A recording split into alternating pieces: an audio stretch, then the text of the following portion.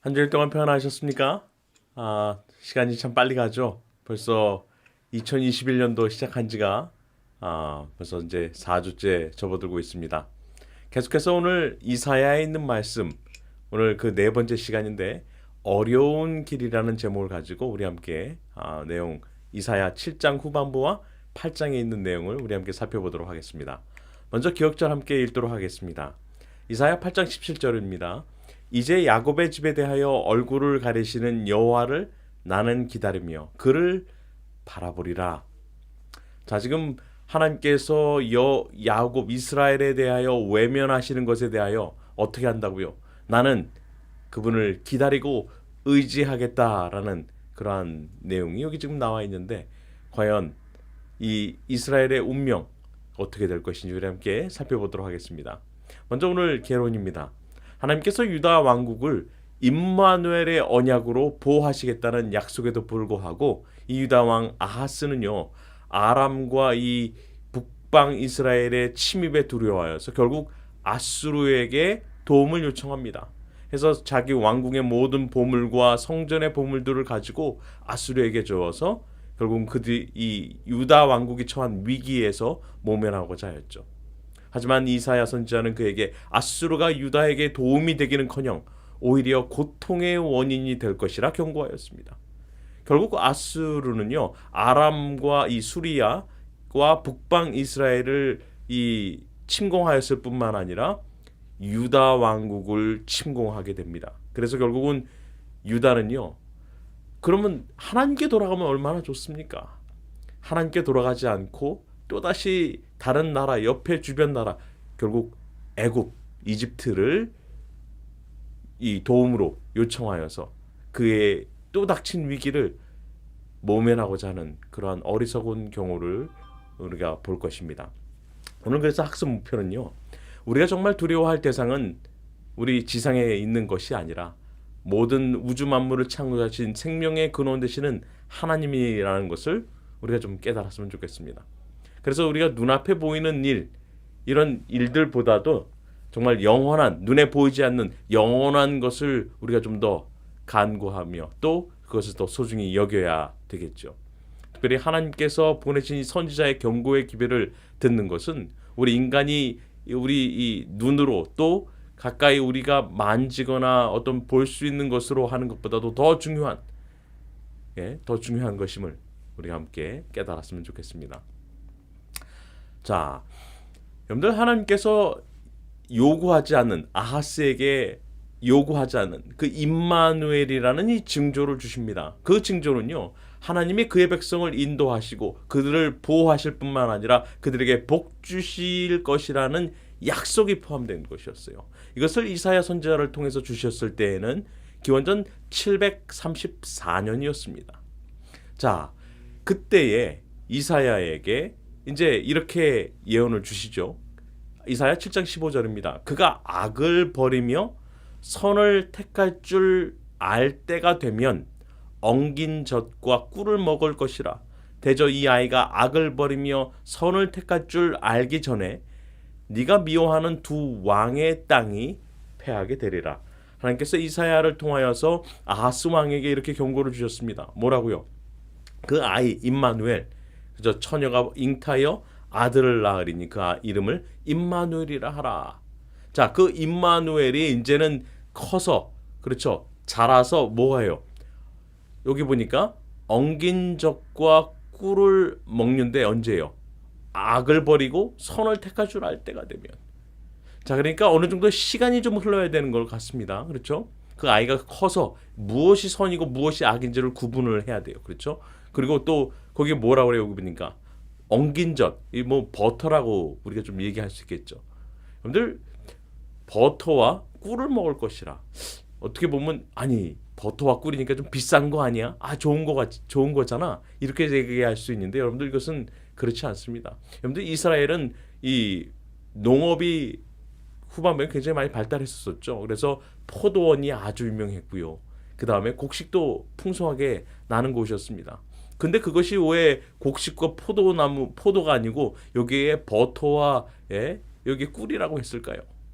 그것은 그 땅이 황폐해질 것이기 때문이었습니다. 이사야 7장 22절 후반부를 보게 되면 그 땅이 이 침략을 통하여서 아수르의 침략을 통하여서 황폐화되어서 그들이 먹을 것이 없을 것이기 때문이에요. 그래서 그들이 할 수 있는 건 뭐예요? 그렇죠? 소에서 젖을 짜는 그런 이 엉겨 만드는 버터와 그리고 야생의 꿀들을 먹겠다는 것이었죠. 그리고 이 네가 미워하는 두 왕 누굽니까? 그렇죠?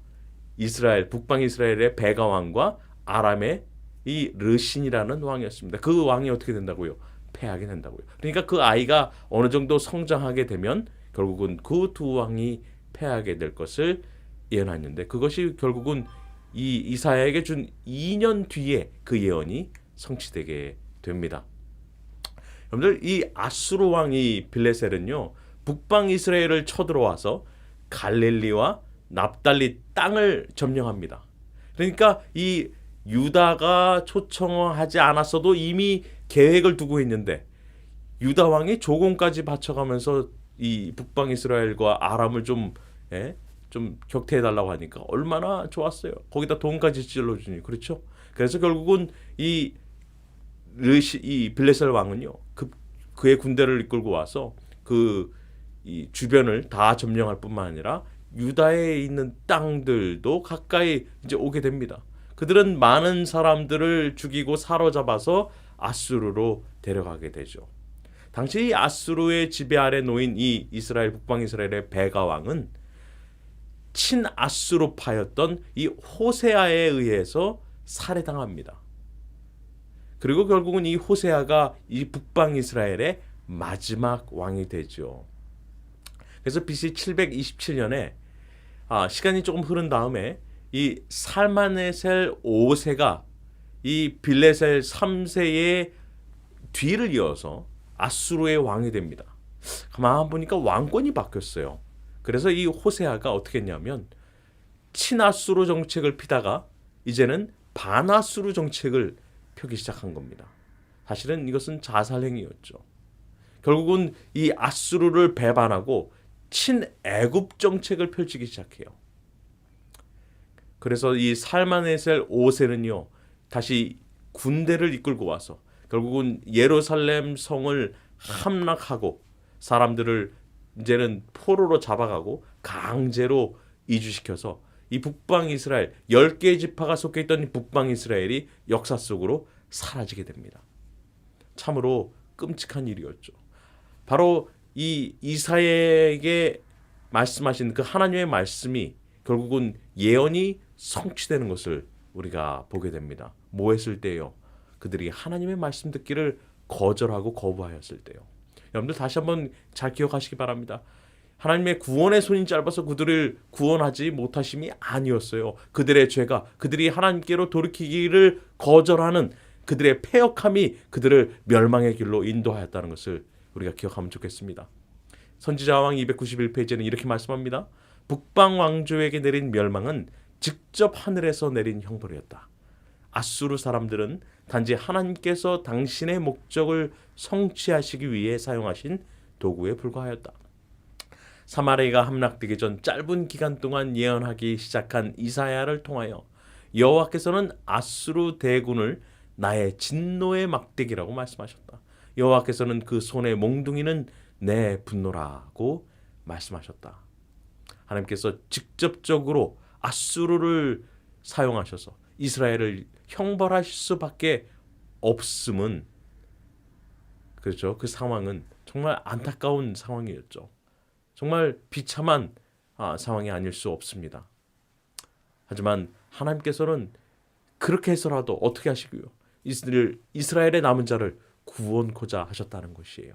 여러분들 이사야에서 계속 반복되는 것이 바로 이 남은 자의 이 컨셉입니다. 결국은 하나님께서 각 시대마다 패역하고 부패한 이 백성들 가운데서 하나님께서 극소수의 남은 자를 가지고 계셨어요. 그것은 노아의 때도 그랬고요. 모세의 때도 그랬고요. 또 이스라엘 왕권 시대에도 그랬고요. 그리고 예수님 이후에도 그러하였습니다. 그것은 마지막 때에도 동일할 것이에요. 하나님께서 가지신 이 남은 백성, 그 남은 백성은 그 남은 백성 하나님께서 보호하시기 위하여 그렇죠. 임마누엘로 함께 하실 것이란 사실이죠. 자, 그래서 결국은 우리가 계속 어떻게 이야기가 좀 전개되는지 좀 보도록 하겠습니다. 역대하 28장 20절에 보면요. 아수르 왕 디글랏 빌레셀이 그에게 이르렀으나 돕지 아니하고 도리어 그를 공격하였다.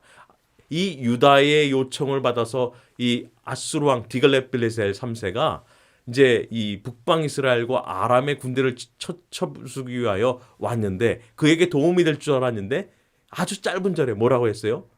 도리어 그를 돕지 아니하고 그를 도리어 공격하였다라고 얘기하고 있어요. 여러분들 이사야는 아수르가 도움이 아닌 고통의 원인이 될 것이라는 이 하나님의 경고를 아하스에게 전달하였습니다. 하지만 아하스는 그것을 무시하였죠. 결국 아수르를 의지하여 일시적 도움을 받지만은 그가 바친 이 조공은 아수르인들의 탐욕을 일깨우는 계기가 되었습니다. 그래서 이 선지자의 열렬한 호소에도 아하스의 이 우상 숭배 행위는 오히려 더욱 대담하게 행해지게 되죠. 여러분들 하나님께서 은혜에 베푸시는 그 기간은 시간의 어떤 이 기간이 정해져 있다는 것입니다. 하나님의 그 진노의 잔이 차게 되면 결국은 하나님께서 형벌하실 수밖에 없다는 것이에요. 하나님께서 여러분들 벌 주기 위해서 기다리신다고 착각하지 말게 되시길 바랍니다. 하나님께서는 그런 분이 아니세요. 하나님께서는 구원하기를 좋아하시죠. 그들이 돌이켜 회개하고 구원받기를 원하시죠. 하지만 그들이 구원을 끝끝내 거절할 때는 하나님께서 어쩔 수 없이 그들을 진노의 형벌 가운데 두실 수밖에 없다는 것입니다. 이 아하스 왕은 그러하였어요. 정말 이러한 어려움 가운데 정말 힘든 비참한 가운데 있는 이 아하스는요 하나님께 돌아오기를 거절하였습니다. 그는 오히려 이 성전의 문을 폐쇄하였습니다. 성전의 모든 기물을 부숴었어요. 그리고 매일 아침과 저녁으로 드리는 제사를 금지하였습니다. 여러분들 성전에 불을 밝히던 이 메노라라는 촛대는 꺼지고 말았고요. 분향단의 향은 더 이상 하늘로 올라가지 않게 되었습니다. 더 이상 속죄 사업이 이스라엘 백성들을 위한 속죄 사업이 더 이상 성전에서 성소에서 이루어지지 않았다는 것이죠. 정말 하나님께서 택하신 이 언약의 백성들이 하나님으로부터 완전히 돌아서게 되는 이 왕의 어리석은 결정이 아닐 수 없다는 것입니다.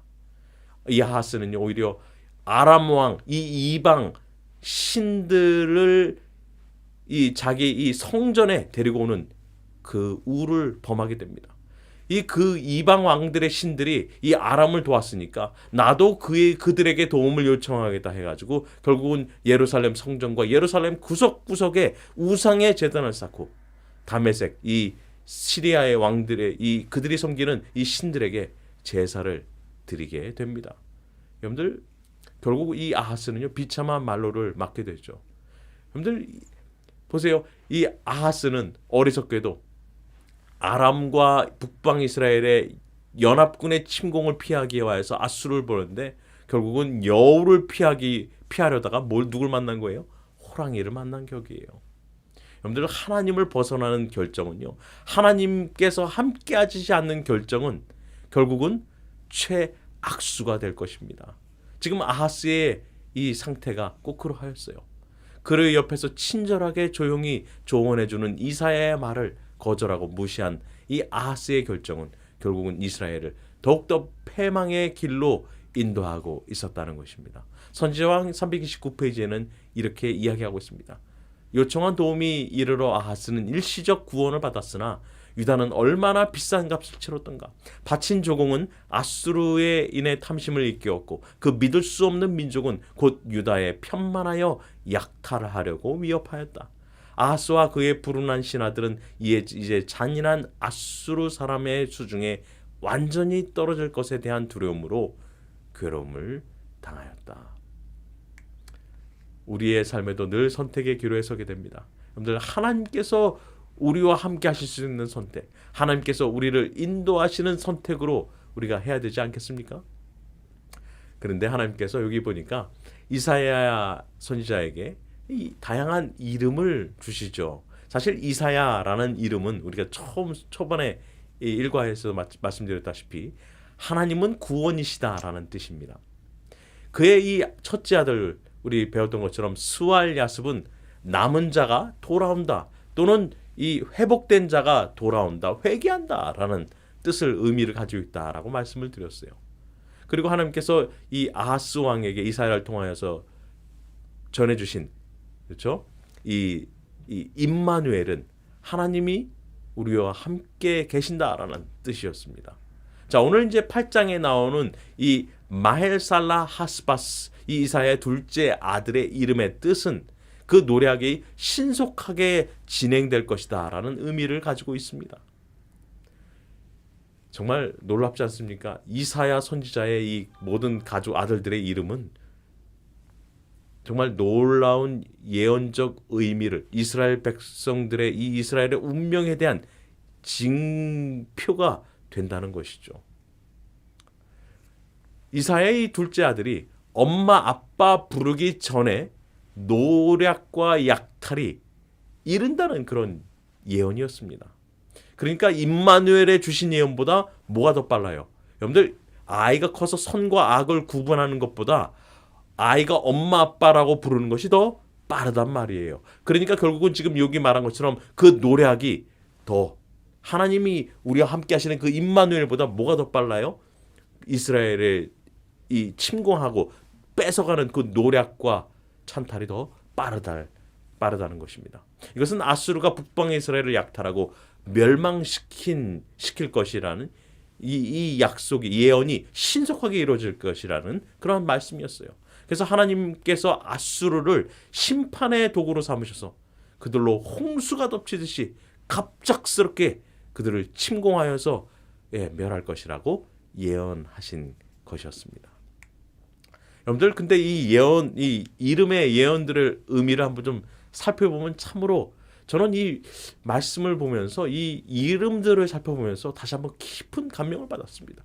이제 절망 가운데 있고 멸망받을 수밖에 없고 정말 하나님의 진노의 책찍을 받아서 형벌을 받아서 이제는 이방 나라에 침공을 당하는 정말 수욕과 모욕을 당하게 되는 그러한 이스라엘 백성들에게 하나님께서 그들에게 주신 이름이 뭔가 한번 다시 한번 좀 살펴보니까 참 놀라운 뜻이 있어요.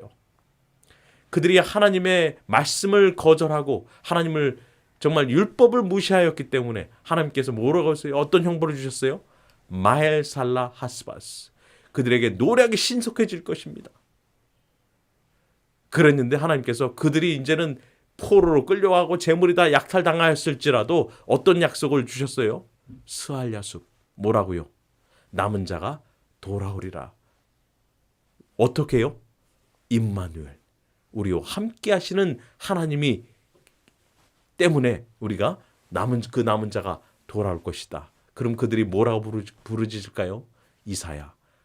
여호와 하나님은 우리의 구원이시다.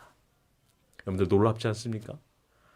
하나님께서 이 예언적 징표 그 가족의 이사야에게 주신 그 가족의 이름의 의미의 뜻이 이런 것이에요.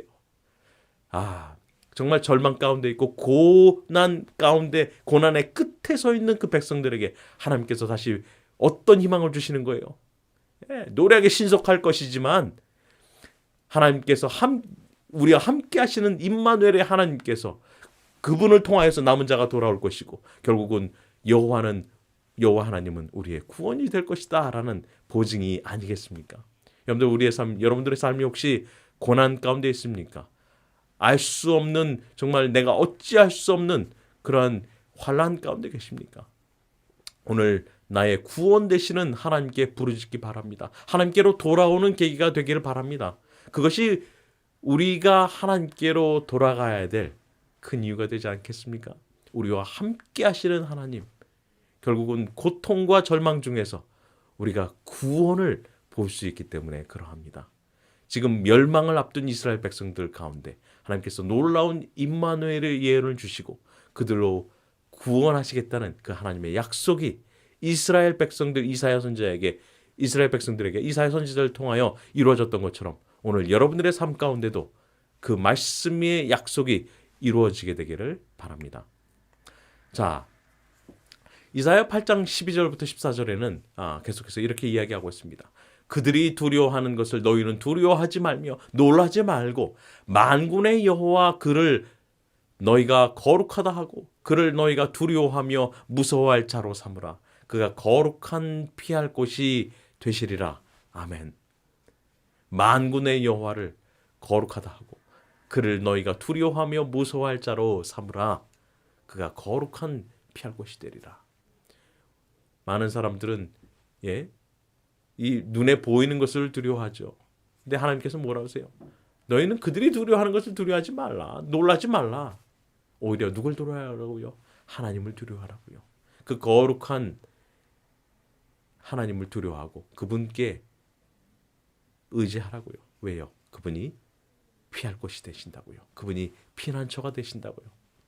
여러분들 전쟁이 있습니까? 어려움이 있어요? 있어요. 우리의 삶에도 있습니다. 그렇죠? 하지만 하나님께서 우리의 뭐가 되세요? 피난처가 되세요. 여러분들 우리가 하나님을 믿기 때문에 하나님께서 우리에게 모든 고통과 환난이 없을 것이라 성경은 말씀하지 않으세요. 우리가 그러한 전쟁과 어려움이 환난이 고통과 고난이 있다고 말씀하십니다. 이스라엘 백성들도 당했어요. 물론 그것이 그들의 잘못과 그들의 잘못이 아닌 경우도 있었지만요. 어쨌든 간에 중요한 것은 뭐예요? 거룩한 하나님께 거룩한 피난처로 피하게 되면 여러분들 우리가 보호하심과 또 인도하심과 그렇죠? 또 구원함을 입을 것이라는 말씀 아니겠습니까? 이사야 선지자는 아수르를 두려워하지 말고 하나님만 두려워하고 그분을 의지하라고 말씀하고 있는 것이에요. 우리 여러분들 따라해 보시기 바랍니다. 심판 중에 구원의 유일한 길은 하나님께 피하는 길밖에 없다. 심판 중에 구원의 유일한 길은 오직 하나님께 피하는 길밖에 없음을 기억하게 되시기를 바랍니다.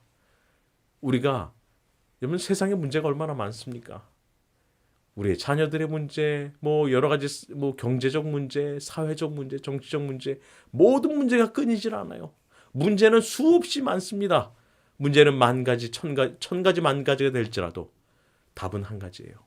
하나님께 피하는 길밖에 없다는 것입니다. 오늘 그 거룩한 하나님께 우리가 피할 때에 그 안식처에 우리가 들어갈 때에 우리에게 진정한 쉼이 있을 뿐만 아니라 우리를 구원하시는 그 구원을 우리가 체험하게 할 수 있으리라 저는 믿어 의심치 않습니다. 자, 그래서 어떻게 하라고 그래요? 하나님을 두려워하라고요. 여러분들 계시록 14장 7절에도 그죠? 첫째 천사에게 비례죠. 하나님을 두려워하며 그에게 영광을 돌리라. 왜요? 이는 그의 심판하실 시간이 이르렀습니다. 그럼 어떻게 해야 돼요? 하늘과 땅과 바다와 물들의 근원을 만드신 이를 경배하라고요. 결국은 하나님을 경외한다는 것은 여러분들 율법과 연관되어 있습니다. 아주 밀접하게 연관이 되어 있어요. 하나님의 율법과 하나님을 두려워하며 경외하는 것과 아주 밀접한 연관이 있습니다. 여러분들 이 하나님께서 뭐라 하셨어요? 이 계명을 주시면서 너는 마음을 다하고 뜻을 다하고 힘을 다하여 주 너의 하나님을 사랑하고 내 이웃을 내 몸과 같이 사랑하라 라고 말씀하셨어요. 여러분들 이 율법을 준수하고 계명을 순종하고 지키는 것이 하나님을 두려워하는 것 아니겠습니까? 하나님을 경외하는 것 아니겠습니까? 이스라엘 백성들이 뭘 하기를 하나님의 말씀을 순종하기를 거절하였죠. 그분의 말씀 듣기를 거절하였죠. 그렇기 때문에 그들에게 환난이 이르러 왔다는 것입니다. 다시 말해서 그들은 하나님을 두려워하지 않았어요. 그렇기 때문에 이사야 선지자에게 뭐라고 그러시는 거예요? 너희가 하나님을 두려워하라고 말씀하셨던 것입니다. 그렇게 되면 뭘 인정하는 거예요? 여러분들 십계명을 율법을 지키고 순종하고 하나님을 경외하고 두려워한다는 것은 하나님을 창조주요 온 세상의 주관자로 인정하는 것 아니겠습니까? 또 그것은 바로 하나님을 두려워하는 것 아니겠습니까? 여러분들 마지막 때에도요 하나님의 진노의 날에 이 살아남는 유일한 길은 우리와 함께 하시는 임마누엘의 깃발 아래 피하는 길밖에는 없습니다. 또 다른 방법이 없어요. 세상이 다 쪼개지고 하늘이 내려가고 땅이 솟을지라도 우리가 임마누엘의 깃발 아래 피하게 된다면 우리는 안전할 것입니다. 하나님께서 당시 이스라엘을 심판하셨다면 마지막 때에도 그렇게 하실 것입니다.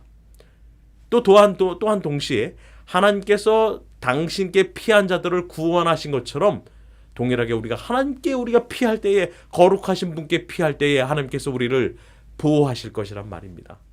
여러분들, 오늘 우리의 삶 가운데 고난과 환난과 어려움을 마주하거든 하나님께 피하게 되시길 바랍니다. 하나님께 피할 때에 우리에게 구원과 그 다음에 이 보호하심이 있을 것이라 우리에게 말씀하고 있는 것입니다. 근데 그것이 뭘 통해서요? 하나님을 두려워하는 거예요. 하나님의 말씀으로 가야 됩니다. 하나님의 율법으로 가야 됩니다. 하나님께서 베푸시는 그 은혜의 날개 아래 갈 때에 우리에게 놀라운 구원이 약속되어 있기 때문입니다. 이사야 8장 19절 이제 이렇게 경고하십니다. 지절거리며 속살거리는 신접한 자와 마술사에게 물으라 하거든 백성이 자기 하나님께 구할 것이 아니냐, 산 자를 위하여 죽은 자에게 구하겠느냐 하라라고 말씀하세요. 여러분들, 아하스 왕은 이교 우상 숭배를 아주 이 성전 안으로까지 끌고 들어온 아주 악한 왕이었습니다. 그는 여러 이 주술과 이 밀접한 연관을 맺던 당시에 여러 우상 숭배들을 섬겼어요. 여러분들, 자신의 아들을, 여러분들 여기 그림으로 보이는 것처럼 이 몰렉이라는 신에게 자신의 아들을 인신공양을 했던 사람이 바로 이 아하스 왕이었습니다. 이 몰렉이라는 신, 몰록 또는 몰렉이라는 이 신은요, 여러분들 보시는 것처럼 머리는 소의 모양이고 이 몸은 사람의 몸을 가진 그런 신이라고 당시 사람들은 여겼습니다. 그래서 이 몰렉이라는 신에게 어떻게 제사를 드렸냐면, 지금 보시는 것처럼 이 동으로, 이 구리로 만든 이런 이 상을 세우고요. 그 안에다가 이 손 안에다가 구멍을 만듭니다. 그리고 그 아이를 이 밑에서 이제 불을 뗀 다음에 그 아이를 손에다 집어넣는 거예요. 그러면 그 아이가 거기 들어가서 얼마나 고통 가운데 부르짖겠습니까? 그러면 그 옆에 북치는 사람과 또 나팔, 트럼펫 부는 사람들이 그 악기를 연주하여서 아이의 울음소리가 들리지 않게끔 하는 얼마나 끔찍한 일이 이 당시에 이스라엘 백성들 가운데 자행됐는지 모른다는 것이에요. 여러분들, 근데 이것이 다 뭐와 연관이 되어 있냐면 이 주술과 이런 밀접한 연관이 되어 있다는 겁니다. 근데 놀랍게도요, 여러분들, 이 현대의 다양한 주술과 의식들, 손금 보는 거, 관상 보는 거, 타로 카드, 점, 마술, 박수, 무당, 뉴에이지, 강신술 등 여러분들, 시대는 변화했지만 악한 영과 통하는 것은 당시의 것과 크게 다르지 않다는 것이에요. 그러니까 우리는 눈을 아주 잘 크게 뜨고, 특별히 이 TV와 영화를 통하여서 이런 일들이 너무나 자연스럽게 이제는 이루어지는 것을 보게 됩니다. 그렇죠? 뭐 TV나 영화, 뭐 드라마에서 얼마나 이러한 일들이 그냥 자연스럽게 이제는 여러분들 그냥 보시지 않습니까? 우리가 정말 주의해야 될 시대에 살고 있는 것입니다. 마귀는, 여러분들, 이것은 마귀, 귀신의 영들이죠. 귀신의 영들의 일들이죠. 이런 것들은 우리가 피해야 되는, 당연히 해서도 안 될 것이 뿐만 아니라 우리는 이것을 적극적으로 정말 피하고 보지 않아야 되는 그러한 시대에 살고 있음을 느끼게 됩니다. 증언복음 2권 51페이지는 이렇게 말씀합니다. 이교 예배는 오늘날의 마술사들의 은밀한 교제와 강신술적 모임, 모호원곡과 기적적인 일 등으로 대치되어 있다. 하나님의 말씀과 그분의 성령으로부터 오는 빛을 받지 않는 수많은 자들은 그들의 출현을 열광적으로 환영하고 있다. 여러분들, 그러한 시대에 우리가 지금 살고 있죠. 그래서 오늘 우리의 마음을, 우리가 무엇을 보고 우리가 무엇을 즐기는지를 우리가 다시 한번 살펴보면서 우리가 하나님께로 돌아가야 된다는 것입니다. 대쟁투 556페이지에는 이렇게 말씀하고 있습니다. 구약시대에도 오늘날의 강신술자들과 같이 죽은 자와 교통하노라고 주장한 부류의 사람들이 있었다. 그러나 신접한 자들이 다른 세계에서 온 자들이라고 부르는 그들을 성경은 귀신의 영이라고 말한다. 신접한 자의 행위는 하나님이 가증하게 여기시는 일이라고 선언되었고 그것은 죽음의 형벌에 해당되는 것으로 엄하게 금지되었다. 아하스 왕은 자기에게 위험이 닥쳤을 때에 하나님께 가는 대신에 여러 이런 이교 우상 숭배의 주술적 의식들을 참여함으로써 그가 도움을 얻고자 하였지만 결국 그것은 어리석은 짓이요 결국은 멸망의 길을 재촉하는 일이 되고 말았죠. 여러분들, 우리에게 어려움이 닥쳐올 때에 우리는 어디로 가야 된다고요? 여러분들 기억하시기 바랍니다. 우리의 유일한 안전한 길은 하나님께 피하는 것입니다. 오늘 이사야를 통해서 이사야 7장 후반부와 8장에 나오는 이 모든 내용은 결국 우리가 하나님께로 돌아가야 돼요. 결국 하나님께로 돌아간다는 것은 하나님을 두려워한다는 것이었습니다. 하나님을 두려워한다는 것은 하나님의 계명과 하나님의 이 말씀 명령을 우리가 온전히 순종해야 된다는 것을 의미한다는 것을 우리가 깨달았어요. 그것은 비록 우리가 지금 우리의 죄 때문에 고통받고 우리가 환난을 자초해야 했지만 우리가 하나님께로 다시 돌아간다면 어떠한 일이 있다고요? 그 노래하게 신속할지라도 어떠한 일이 있다고요? 남은 자가 돌아올 것이라고요. 그 남은 자를 돌아오는 것은 무엇 때문에요? 하나님께서 우리가 함께 하시기 때문에. 그럴 때 우리가 무엇을 얘기한다고요? 하나님은 구원이시다 이사야라고 외친다고요.